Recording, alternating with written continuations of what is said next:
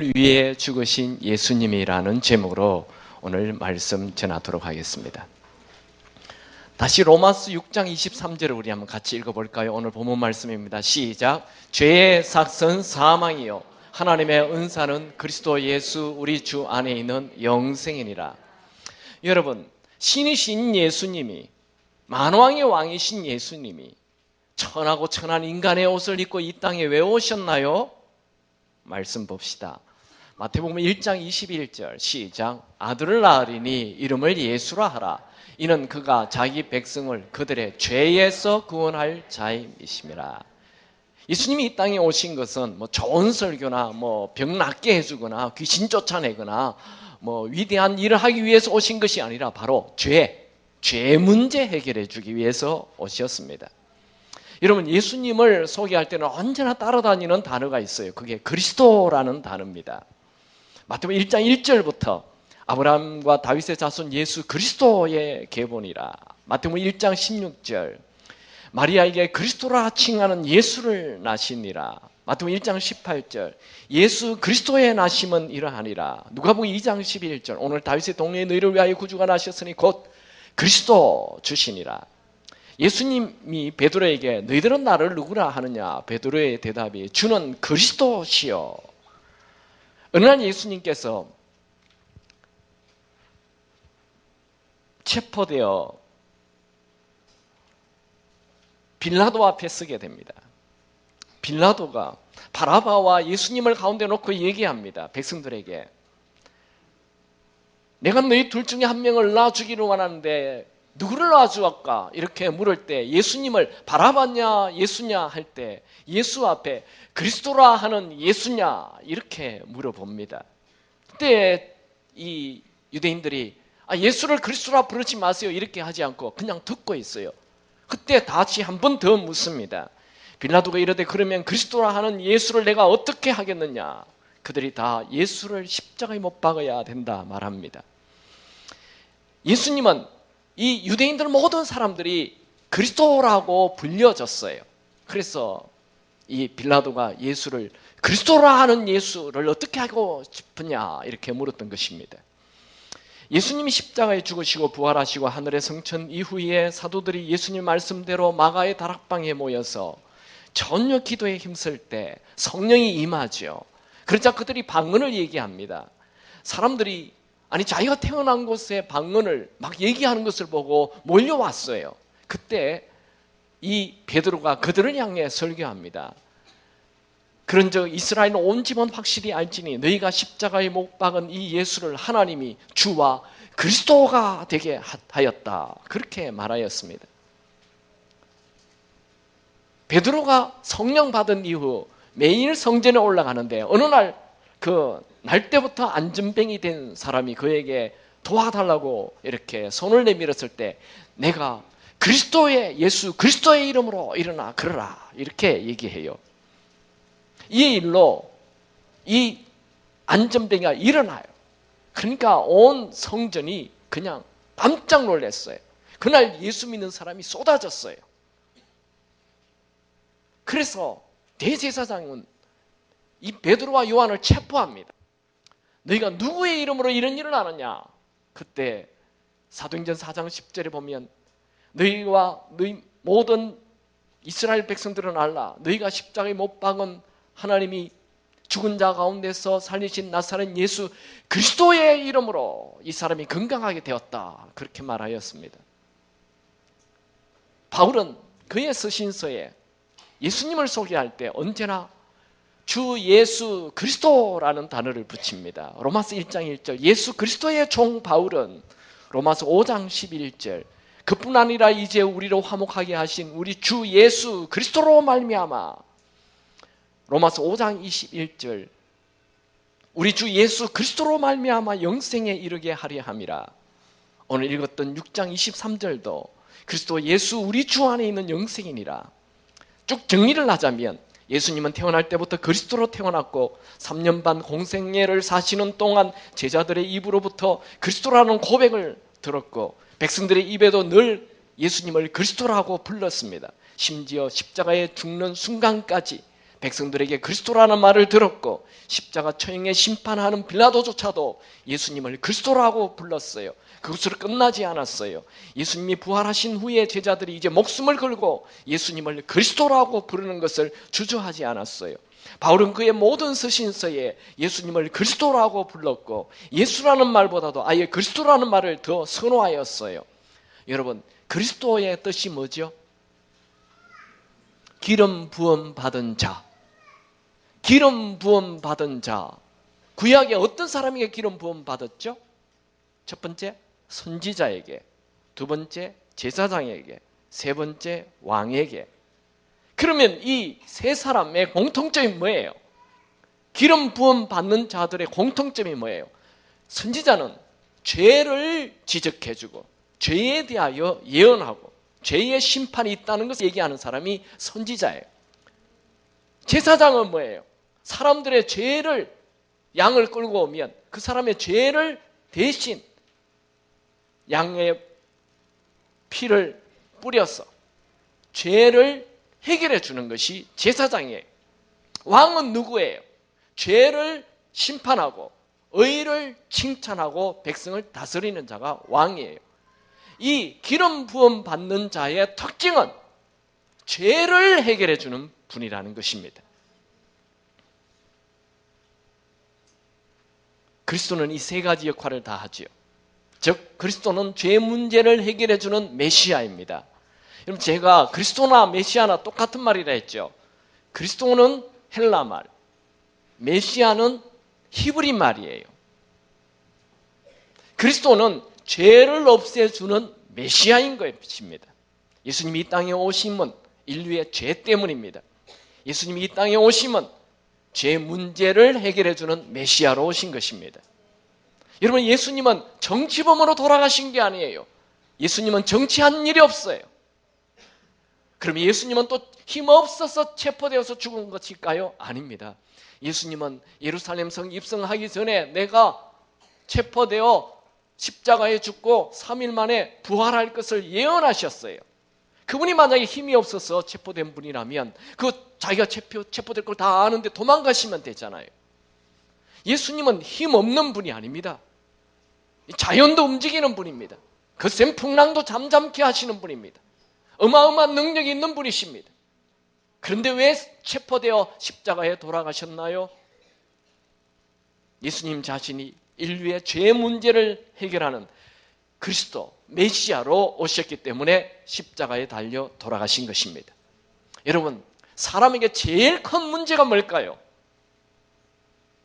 죄입니다. 자신이 지은 죄에 대한 고민을 하지 않는 사람, 양심이 있는 것 아니지요.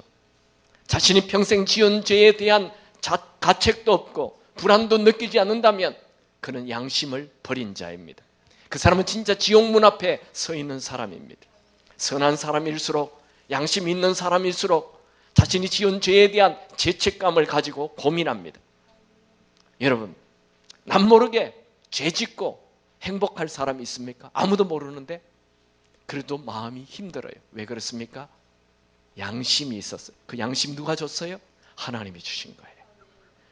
죄 지었을 때 행복하지 않는다는 것은 하나님이 살아있다는 강력한 증거인 것입니다. 죄는 덮어둔다고 해결되는 게 아니에요. 죄는 숨긴다고 없어지는 거 아니에요.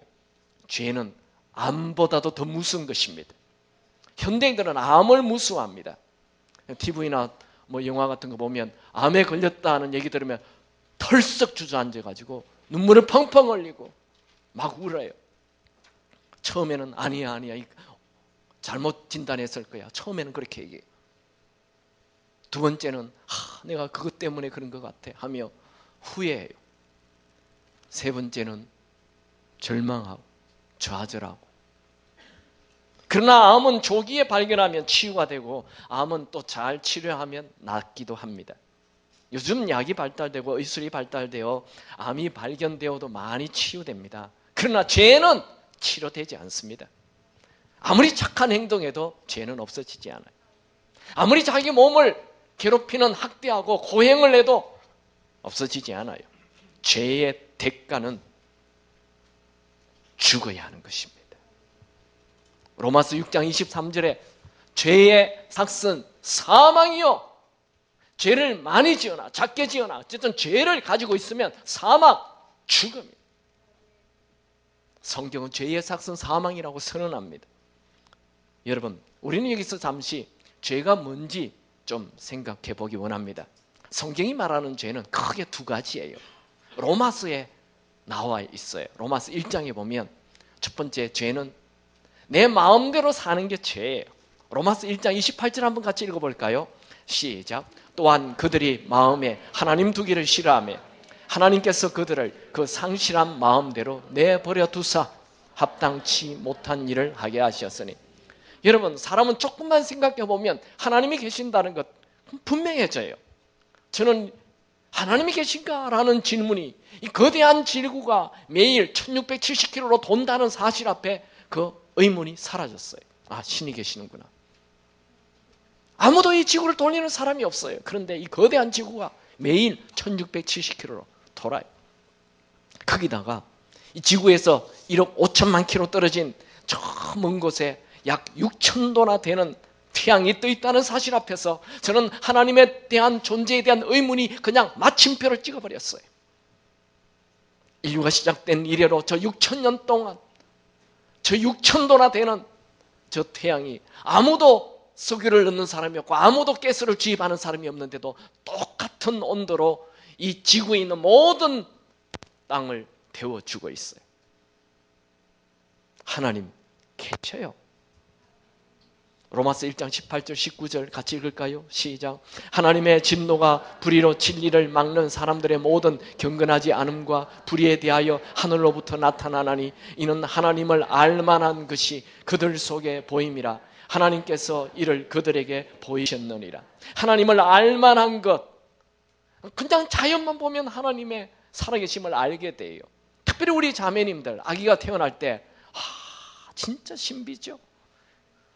어쩜 이 아기가 손과 발을 다 달고 눈, 코, 귀 다 들고 태어나는지, 더더구나 이 심장이 하루에 10만 번씩 뛰는 이 아기 심장 누가 다뤄줬는지, 누가 이 아기에게 생명을 줬어요?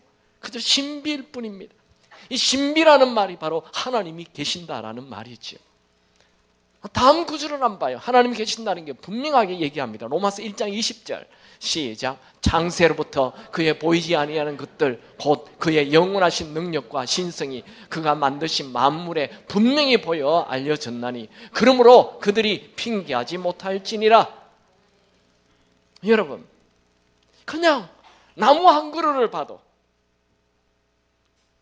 그냥 꽃 한 송이를 봐도, 개미 한 마리 기어가는 것을 봐도 신이 있다는 걸 알게 되어 있다는 거죠. 그런데 인간은 하나님이 계심을 알고도 하나님을 인정하지도 않고 엉뚱하게 다른 것을 높이고 있어요. 그게 로마서 1장 21절 23절. 그들이 하나님을 알되 하나님을 영화롭게도 안 하고 감사하지도 않고 오히려 그 생각이 허망하여져서 미련한 마음이 어두워졌나니 스스로 지혜 있다 하고 어리석게 되어 썩지 아니하는 하나님의 영광을 썩어질 사람과 새와 짐승과 기어다니는 동물 모양의 우상으로 바꿨느니라. 사람이 죄인인 이유는 그냥 이 자연을 보면 하나님이 있다는 것을 다 알게 되는데, 하나님 때문에 내가 살고 있고 호흡하고 있다는 것을 다 아는데도 불구하고 하나님을 영화롭게도 하지 않고 오히려 자기를 높이고 자기의 영광을 드러내려고 살고 있다. 이게 바로 죄라는 거예요. 창세기에는 아담의 죄가 나오죠. 아담이 하나님 말씀 무시하고 내가 하나님처럼 높아지겠다 하며 선악과를 따먹었죠. 그것이 온 인류의 죄가 되어서 자자손손 아담의 후손들은 다 죄인이 되지요. 여러분, 아담이 그 선악과를 먹은 이후 무슨 일이 일어납니까? 세 가지 죽음이 와요. 첫 번째, 즉각적인 영적인 죽음이 옵니다. 하나님과 분리돼 버려요. 하나님과 분리되는 순간 허무와 공허함과 방황이 시작돼요. 여러분, 죄가 있으면 하나님 느낄 수 없어요. 죄 짓는 순간 하나님과 분리되는 영적인 죽음이 와요. 두 번째, 죄를 짓는 순간 점진적인 육체적인 죽음이 와요. 죄의 삭은 사망이 된다 했어요. 그 죄로 결국 육체가 병들어 죽게 되는 것입니다. 세 번째는 궁극적인 영원한 죽음이 와요. 영적인 죽음, 육체적인 죽음, 세 번째 영원한 죽음이 와요. 그냥 죽는 거로 끝이 아니에요. 지옥이 기다리고 있다는 것이지요. 여러분, 내가 주인 되어 내 마음대로 살면 이 세 가지 죽음을 가지게 됩니다. 교회를 다녀도 내가 주인 되어 내 마음대로 살면 하나님과 분리되고 몸은 병들어 죽게 되고 결국 영원한 지옥불에 들어가게 됩니다. 그 아담의 죄, 내 마음대로 살겠다는 그 죄. 그게 로마서 5장 12절에 이렇게 기록합니다. 같이 읽을까요? 시작. 그러므로 한 사람으로 말미암아 죄가 세상에 들어오고 죄로 말미암아 사망이 들어왔나니 이와 같이 모든 사람이 죄를 지었으므로 사망이 모든 사람에게 이르렀느니라. 여러분, 제가 뭐라고 했죠? 내가 주인 되어 내 마음대로 사는 거, 그게 죄라고 했어요. 여기에 나는 죄인 아니야, 그런 분 있습니까? 한번 생각해 보세요. 내가 생각하는 그 자체가 다 죄가 아닙니까? 틈만 나면 세상의 것을 다 가지려 하는 이 탐욕, 그 탐심이 죄입니다. 틈만 나면 나를 높이고 자랑하고 싶은 이 교만이 죄입니다. 어디 내 안에 선한 게 있습니까? 아담이 지은 내 마음대로 살겠다는 이 죄는 고스란히 아들에게 넘어가가지고 아들 가인이 동생 아벨을 시기해서 죽여버리는 거예요. 아담의 죄는 노아 이후에 넘어가서 우리의 이름을 만방에 높이자 하며 바벨탑을 세워서 언어가 분리돼. 아담의 죄는 430년 동안 애굽의 노예로 살았던 이스라엘 백성들의 마음에 고스란히 넘어가서 출애굽이라는 놀라운 은혜, 홍해를 건너는 놀라운 은혜, 광야에서 만나가 내리는 놀라운 은혜 앞에서도 감사하지 않고 불평, 불만, 원망하는 죄. 아담의 죄는 가나안 점령 이후에도 그대로 넘어와서 하나님을 왕으로 삼지 않고 자기 자신을 왕으로 삼는 사사정국이라는 혼돈의 시대를 맞이하게 됩니다. 이 아담의 죄는 결국 열왕국 시대에도 그대로 넘어와서 수많은 왕을 바꾸어 봐도 여전히 인간이 왕이 되어 사는 것, 이것이 결국 포로가 되는 삶을 주었습니다. 드디어 이스라엘 백성들은 왕이 없는 400년 홍백기를 맞이하게 됩니다. 여러분, 우리는 내가 왕이 되어 사는 이 왕의 허상을 알아야 합니다. 내가 왕이 되어 사는 삶에는 공허함이 있고 우울이 있고 분쟁이 있고 원망이 있고 혼돈이 있고 포로가 되는 두려움이 있습니다. 여러분, 내가 왕이 되면 죄가 왕이 되는 거예요. 내가 왕이 되면 사망이 왕이 되는 것입니다. 여러분, 우리는 왕이 아니에요. 우리는 창조주가 아니에요. 우리는 피조물이에요. 우리의 왕은 하나님이십니다. 나는 창조주가 아니에요. 내가 왕이 될 수가 없어요. 나는 나를 구원할 수 없어요. 나에게는 이 60, 80이 끝나면 영원히 살 수 있는, 그 영원히 살고 싶지만 영원히 살 수 있는 능력이 없어요. 즉 생명이 없다는 거예요. 목숨만 있을 뿐이지 생명이 없다는 거예요. 한번 따라할까요?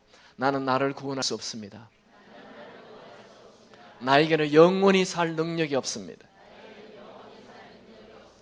내가 왕이 되면 사망입니다. 죄의 삭은 사망이요 말씀하셨습니다. 두 번째, 죄는 죄의 열매예요. 제가 한번 읽어보죠. 로마서 1장 28절 32절에 보면 또한 그들이 마음에 하나님 두기를 싫어하며, 하나님 마음에 하나님 두기 싫어하는 거, 이게 내가 왕이 되는 거죠. 하나님께서 그들의 마음에 그 상실한 대로 내버려둬서 합당하지 않는 일을 하게 하셨으니 곧 모든 불의, 추악, 탐욕, 악의가 가득한 자요, 시기, 살인, 분쟁, 사기, 악독이 가득한 자요, 수군수군하는 자요, 비방하는 자요, 하나님께서 미워하는 자요, 능욕하는 자요, 교만한 자요, 자랑하는 자요, 악을 도모하는 자요, 부모를 거역하는 자요, 우매한 자요, 배악하는 자요, 무정한 자요, 무자비한 자라. 그들이 이 같은 일을 행하는 자를 사형에 해당하는 것은 하나님께서 정하심을 알고도 자기들만 행할 뿐 아니라 또한 그런 일을 행하는 자들을 옳다 하느니라. 여러분, 하나님을 마음에 두기 싫어하는 사람, 내가 마음의 왕이 되면 이제 죄의 열매가 확 나타나기 시작합니다. 여기에 20가지 정도 죄를 나열하고 있어요. 여러분, 여기 기록된 죄, 여러분 몇 개나 해당되십니까? 불의, 추악, 탐욕, 악이 가득한 것, 시기, 살인, 분쟁, 사기, 악독이 가득한 것, 수군수군하는 것, 비방, 능욕, 교만, 자랑, 악을 도모하는 것, 부모 거역하는 것, 우매한 것, 배신, 무정, 무자비. 한번 동그라미 쳐보세요. 몇 개나 해당됩니까? 나는 딱 한 개인데요. 네, 대단하신 분입니다. 나는 5개밖에 안 되는데요. 참 양심도 없는 사람입니다. 나는 10개 정도 되는데요. 그래도 뻔뻔한 사람입니다. 저는 여기 21가지 다 해당이 됩니다. 어느 것 하나 안 걸리는 게 없습니다. 여러분, 인간의 모든 문제는, 이 세상의 모든 문제는, 매스컴에 나오는 TV에 나오는 모든 문제는 죄의 문제예요. 죄. 살인, 강도, 도둑, 가정파괴, 유아학대, 전쟁, 도박, 폭력, 테러. 여러분, 이런 죄가 없다면 얼마나 좋겠어요. 우리가 육체를 가지고 이 땅에 사는 한 이 죄는 없어지지 않습니다. 내가 주인되어 사는 사람들이 가득한 한 이 죄는 없어지지 않아요. 우리는 방금 죄의 원인이 창조주이신 하나님을 버리고 내가 왕이 되어 사는 것, 그 결과 온갖 죄의 열매가 드러난다는 것을 보았어요. 그러면 어떻게 하면 이 죄를 없앨 수 있을까요? 옛날 사람들은 기대를 가졌어요. 교육을 받으면 죄가 좀 없어지지 않겠느냐, 그렇게 생각했었어요. 순진한 낙관론이었어요. 테크놀로지, 과학이 발달하면, 기술이 발달하면 좀 이 죄가 없어지지 않겠나. 좀 사람이 못 살아서 죄를 짓는 거지, 좀 잘 살면 죄 없어지지 않겠나. 그것도 순진한 낙관론이에요. 언제 이 생각이 깨집니까? 세계 1차 대전, 세계 2차 대전 이후에 교육에 기대를 걸었던 것 다 버렸어요. 이 과학에 기대를 걸었던 것 다 버렸어요. 인간이 악해요. 지금은 옛날보다 훨씬 환경이 좋아지고 훨씬 교육을 많이 받았어요. 그런데 나아지기는커녕 더 무자비해지고 더 무정해지고 더 폭력적으로 되어가고 있습니다. 즉 죄악의 수위가 점점 높아지고 있다는 거예요. 여러분, 이런 죄들을 어떻게 해야 합니까? 인간의 삶의 가장 큰 고통은 이 죄의 문제를 해결해야 하는 것인데 죄의 문제를 해결할 방법이 없다는 거예요. 이제는 죄를 해결하기보다도 죄에 대해서 점점 무뎌지고 있어요. 죄를 죄로 여기지 않고 오히려 자기만 죄를 짓는 것이 아니라 그 옆에 있는 사람까지 더 죄를 짓게 만들고 있다는 거예요. 그게 로마서 1장 32절. 이미 2000년 전에 얘기해놨어요. 같이 읽을까요? 시작. 그들이 이 같은 일을 행하는 자는 사형에 해당하다고 하나님께서 정하심을 알고도 자기들만 행할 뿐 아니라 또한 그런 일을 행하는 자를 옳다 하느니라. 여러분, 제가 죄는 암보다도 더 무섭다고 했죠. 왜냐하면 암은 고작 80년, 100년 우리 삶에 고통을 주고 끝내요. 근데 죄는 이 80년, 100년 이후에 영원히 지옥에, 영원한 진노 속에 있게 만드는 무서운 것입니다. 그런데 현대인들은 이 죄의 심각성을 모르고 있다는 거예요. 아니, 죄의 심각성을 묻어버린다는 거예요. 그건 얘기하고 싶지 않다는 거예요. 여러분, 암이라고 선고를 받으면 털썩 주저앉고 눈물 흘리는 것이 정상이에요. 병원에서 암이라 하는데도 뭐 괜찮아, 그거 아니죠. 거짓말이죠. 죄를 지으면 하나님의 진노를 받고 지옥에 들어갑니다. 골로새서 3장 5절 6절에 그러므로 땅에 있는 지체를 죽이라. 곧 음란과 부정과 사욕과 악한 정욕과 탐심이니 탐심은 우상 숭배니라. 이것들은 말미암아 하나님의 진노가 임하느니라. 여러분, 이 중에도 틈만 나면 죄를 짓는 분 있죠. 별것 아니라고요? 네, 심각한 것입니다. 오늘 죽을 수도 있습니다. 하나님의 진노가 있기 때문에. 요즘은 이 죄를 자꾸만 실수라고 얘기하고 또 뭐 약점이라고 표현 아닙니다. 실수, 약점이 아니고 죄입니다. 죄는 하나님의 진노가 임합니다. 오늘도 죽을 수 있다는 거예요. 그리고 그 죽음으로 또 영원한 지옥이 있다는 거예요. 요즘 지옥 설교하지 않죠. 제가 이번 설교를 준비하면서 지옥이 너무너무 겁이 나더라고요. 지옥을 다른 사람이 얘기하는 게 아니고 하나님, 예수님이 얘기를 해요. 그 지옥의 그 잔인함과 지옥의 끔찍함을 언제 한번 설교해야 되겠어요. 급줄려 하는 게 아니에요. 진짜예요. 이거 우리 삶에 일어나는 진짜라는 거예요. 여러분, 타이타닉호 사고가 왜 일어나죠? 1912년 4월 10일 타이타닉호가 대서양을 횡단하기 위해서 처음으로 항해를 합니다. 이 타이타닉 배는 항해를 시작한 지 4일 후에 4월 14일 밤 23시 40분에 빙하와 부딪혀요. 다음 날 4월 15일 2시 20분쯤 이 배는 대서양 바닷속으로 사라졌어요. 출항 당시 성원 2223명 중에 1514명이 죽었어요. 이 사고의 가장 큰 원인은 타이타닉호의 선장이었던 에드워드 존 스미스의 방심과 교만을 넘어 오만이었습니다. 그는 그 배에 타서 그 배에 탄 승객들과 기자들에게 이 배는 신도 침몰시킬 수 없는 정말 뛰어난 배라고 자랑했어요. 그는 빙산이 나타났다는 말에 그 정도의 빙산은 이 배는 끄떡도 없다 하며 계속 갔어요. 계속 선원이 이렇게 가면 배가 침몰합니다 하고 그냥 경고를 해도 그는 무시했어요. 그때 배의 방향을 바꿔야 되는데 그는 무시했어요. 결국 모두에게 재앙이 되었어요. 여러분, 고작 100년밖에 살지 않은 인생의 위기를 주는 암도 털썩 주저앉고 펑펑 울면서 암을 대비하는데 왜 죄를 짓고도 죄에 대한 고민을 하지 않습니까? 여러분, 우리가 죄를 지으면 어떻게 합니까? 그냥 무시한다고요? 아닙니다.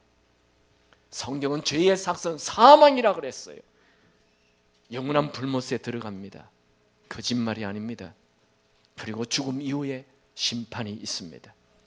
히브리서 9장 27절 한 번 죽는 것은 사람에게 정한 것이요 그 후에 심판이 있으리니. 인생은 죽음의 끝이 아니에요. 죽음 이후에 영원한 세계가 기다리고 있어요. 이 영원한 세계에 들어가기 전에 심판이 있어요. 죄를 지은 자는 영원한 불못으로 그 죄의 대가를 지불한 자는 영원한 천국으로 갑니다. 어떻게 하면 심판받지 않고 천국 갈 수 있습니까? 여러분, 예수님이 왜 오셨죠? 우리의 죄를 대신해서 죄값을 치르기 위하여 그리스도로 오셨습니다. 마태복음 20장 28절 다 같이 읽겠습니다. 시작. 인자가 온 것은 섬기려 받으려 함이 아니라 도리어 섬기려 하고 자기 목숨을 많은 사람의 대속물로 주려 함이니라. 대속물이 뭐예요? 구약의 어린 양을 대속 제물로 드렸어요. 모든 유대인들은 12살이 넘으면 반드시 1년에 한 번씩 젖먹고 흠없는 어린 양을 어깨에 메고 이제 성전에 가서 그 양을 죽여서 피를 뿌려 그 사람의 죄를 속죄했어요. 이것을 어린 양을 대속물이라고 하는 거예요. 마찬가지로 예수님께서 자기가 어린 양이 되어 모든 인류의 죄를 대신해서 대속물로 죽으시고 피를 흘리신 것입니다.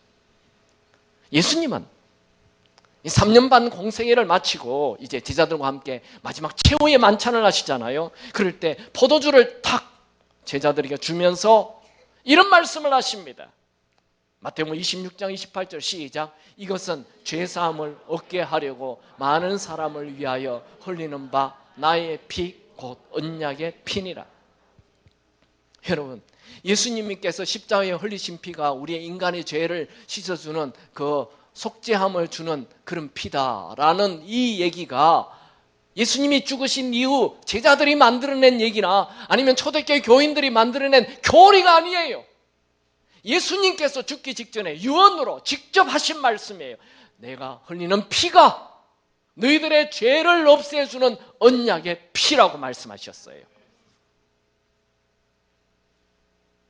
왜 예수님은 죽을 때 피를 흘려야 합니까? 죽을 때 피 안 흘리고 죽는 사람도 많습니다. 그냥 호흡 곤란으로 딱 죽는 수도 있고요. 병으로 죽을 수도 있고요. 그런데 이 꼭 피를 흘려서 죽는 거잖아요. 왜 그랬을까요? 피 흘림 없이는 죄 사함이 없기 때문이죠. 히브리서 9장 22절 같이 읽을까요? 시작. 율법을 따라 그의 모든 물건이 피로써 정결하게 되나니 피 흘림이 없은즉 사함이 없느니라. 그러면 왜 하나님은 피를 흘려서 죄를 깨끗하게 하는 그 율법을 만들었을까요? 왜 피를 흘리게 했어요? 복에 징그럽게 피 안에 생명이 있기 때문입니다. 레위기 17장 11절에 육체의 생명은 피에 있음이라 그렇게 기록하고 있습니다. 여러분, 사람이 지은 평생의 죄가 얼마나 많을까요? 이 평생 지은 죄를 없애려면 누군가가 나 대신 죽어야 됩니다. 그런데 그 대신 죽어줄 사람은 이 세상에 아무도 없어요. 왜냐하면 죽어봤자 그 사람 죄 때문에 죽지 내 죄를 위해 죽어줄 수가 없는 거예요. 인류의 이 땅에 있는 모든 사람들은 다 죄인이기 때문에 누구를 대신해서 죽어줄 수가 없어요. 그래서 이 땅에 있는 인류가 아닌 밖에 있는 하나님이신 예수님이 죄 없는 분이 이 땅에 오셔야 했던 것입니다.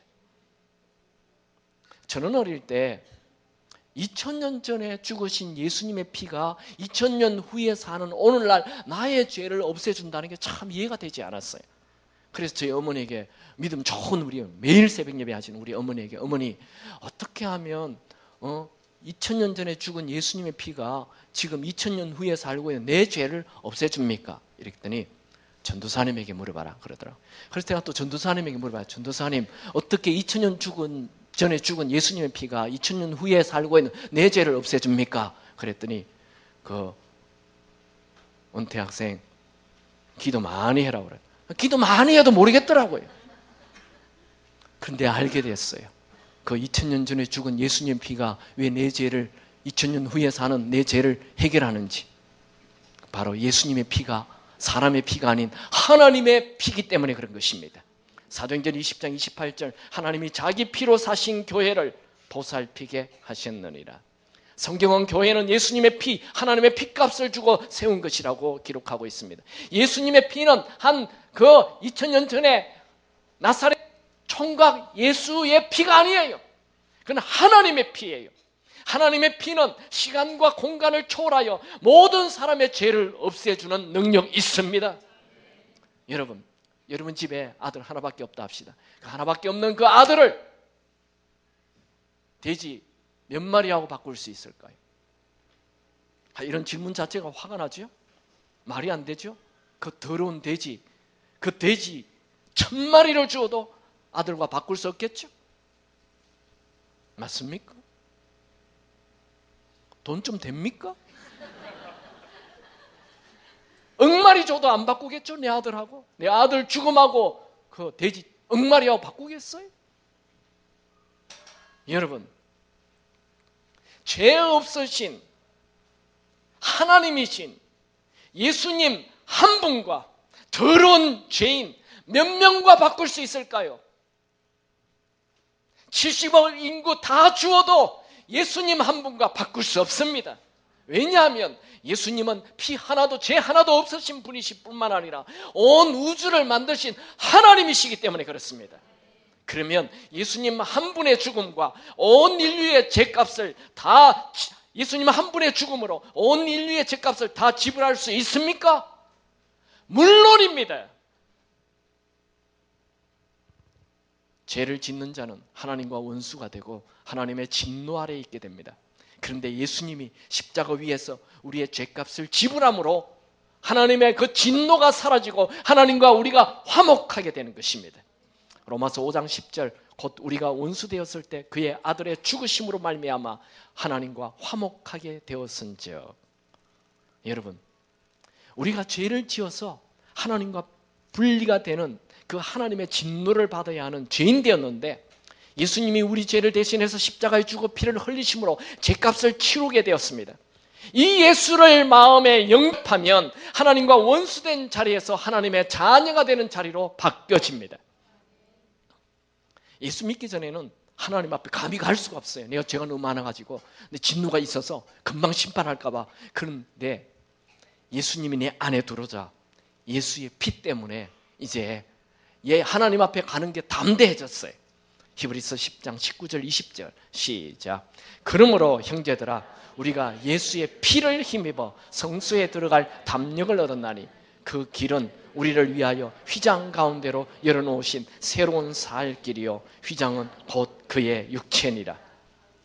여러분, 예수님께서 내 죄를 위해 십자가에 죽으신 그리스도, 죄 문제를 해결하는 메시아로 믿으시기 바랍니다. 혹시 여러분 중에 나만 알고 있는 숨겨놓은 죄가 있습니까? 그것 회개하고 예수의 피로 씻기 바랍니다. 예수의 피가 내 모든 죄를 깨끗게 하심을 믿으시기 바랍니다. 그 아들 예수의 피가 우리를 깨끗게 하실 것이요 요한일서 1장 7절 말씀. 예수님의 보혈이 내 안에 흘러넘쳐서 모든 죄가 씻겨지고 질병과 저주가 떠나기를 축원합니다. 그리고 이제 그 예수님을 주인으로 모시고 사시기 바랍니다. 다시 로마서 6장 23절 오늘 본문 말씀 같이 읽을까요? 시작. 죄의 삭은 사망이요 하나님의 은사는 그리스도 예수 우리 주 안에 있는 영생이래. 이 구절을 가만 좀 띄어놔봐요.